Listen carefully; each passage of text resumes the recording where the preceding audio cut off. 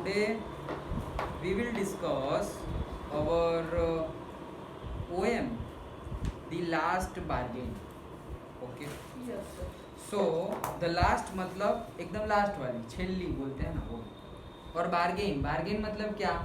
मतलब कुछ चीज़ की 20 रुपीज़ प्राइस है तो उसकी कम करवाना। हाँ करेक्ट, मतलब कि जो जो प्राइस बोल रहे हैं, जो बेच रहे हैं, वो जो प्राइस बोल रहे हैं वो प्राइस को कम करना।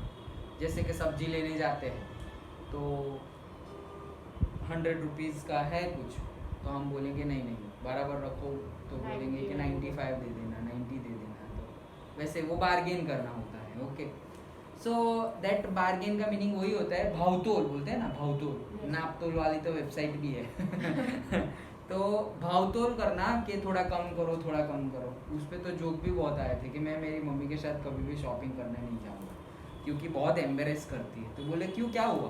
तो बोले एक हम कुछ लेने गए थे, रेनकोट लेने गए थे, तो वो 2000 रुपये का था। तो बोले हाँ ठीक है।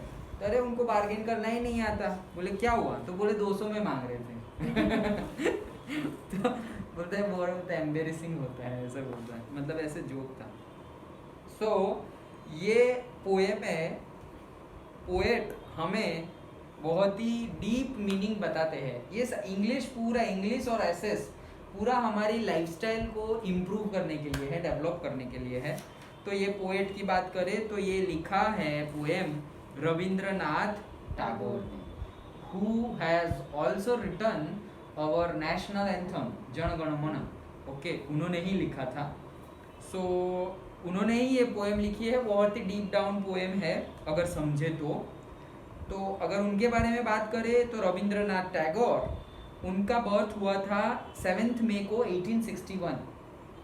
7 मई 1861 को उनका बॉर्न हुआ था, and he died eight 7 August 1941। Okay, मतलब 40 और 40 80 ईयर्स की लाइफ स्पैन था उनका।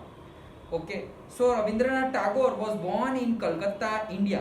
Okay, he was a Bengali poet, writer, composer, philosopher and social reformer and painter also.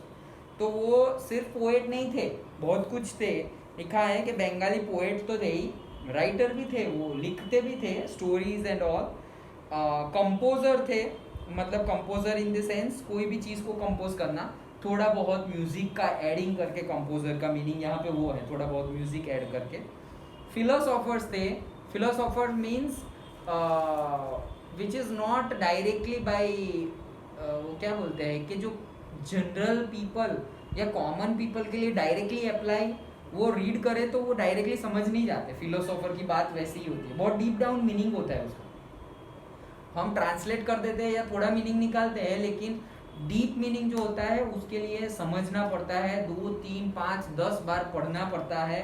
फिर वो पढ़ाई की, उसके बाद उसमें से समझ में क्या आया वो समझना पड़ता है। ओके, बहुत डीप मीनिंग है फिलोसोफर का। एंड सोशल रिफॉर्मर, मतलब सोशली कैसे रिफॉर्म होना चाहिए, हमारा जो नेशन है कैसे आगे बढ़ना चाहिए, या सोशली कैसे हमें यूनाइटेड रहना चाहिए, all those things he was trying. And he was painter also. Okay, Google पे मिल जाएगा, फोटोग्राफ अच्छा ही है, ऐसे लंबे लंबे बाल हैं। So he was the Rabindranath Tagore, उन्होंने ही ये लिखा है। तो बहुत ही बढ़िया पोएम है। अगर पोएम का डिस्क्रिप्शन देखें तो this is that the last bargain is a poem describing the story of a man who is in the search of a job. तो ये पोएम बताती है एक स्टोरी ऑफ अ मैन, एक आदमी की स्टोरी जो जॉब की सर्च में है। ओके, नाउ चलो तो पढ़ते हैं। ये बिफोर यू रीड वाला पार्ट है। That is a bargain is an agreement. Bargain क्या होता है वो बताया गया है। That is a bargain is an agreement in which both parties promise to do something for each other. Bargaining मतलब कि दोनों पार्टी, जो बेच रहा है वो भी और जो खरीद रहा है वो भी। जो बेच रहा है वो क्या बोलेगा कि मैं 100 रुपीज़ में सपोज 1 kg एप्पल दूंगा, आप खा के देखिए बहुत मीठे हैं, बड़े हैं, जम्मू कश्मीर के हैं, ये वो सब कुछ बताएगा वो। ओके, तो ये दे रहा है, ये सब दे रहा है। ओके, ले क्या रहा है 100 रुपीज़, और दे क्या रहा है क्वालिटी दे रहा है, बड़े एप्पल मतलब एप्पल दे रहा है, उसकी क्वालिटी बहुत बढ़िया है, पर्टिकुलर प्लेस का है, टेस्ट उसका बहुत अच्छा है, वो सब वो दे रहा है कि 100 रुपीज़ में मैं इतना कुछ तुम्हें दे रहा हूँ। और दूसरी पार्टी है वो 100 रुपीज़